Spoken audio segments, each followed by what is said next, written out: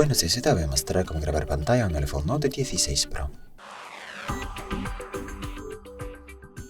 Para eso abrimos la aplicación, el centro de control, porque desde aquí iniciamos grabación. Entonces hay que buscar aquí la opción grabar pantalla, entonces pulsamos aquí. Luego podemos configurar la fuente de sonido, activar la opción de grabar sonido y también grabar toques en la pantalla. No vamos a activar estas opciones, entonces las dejamos así. Pulsamos luego iniciar, esperamos 3 segundos y después de eso el dispositivo ya está grabando. Aquí detenemos la grabación y las grabaciones se guardan en nuestra galería, entonces hay que abrir la aplicación, en este caso fotos de Google, está aquí.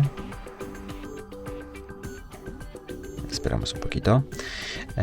Debería aparecer aquí en fotos, pero si no aparece hay que abrir colecciones aquí y más abajo abrir la carpeta movies y el vídeo de la pantalla aparece aquí. Muchas gracias por ver el vídeo, te comentario abajo, suscribirte al canal. Hasta luego.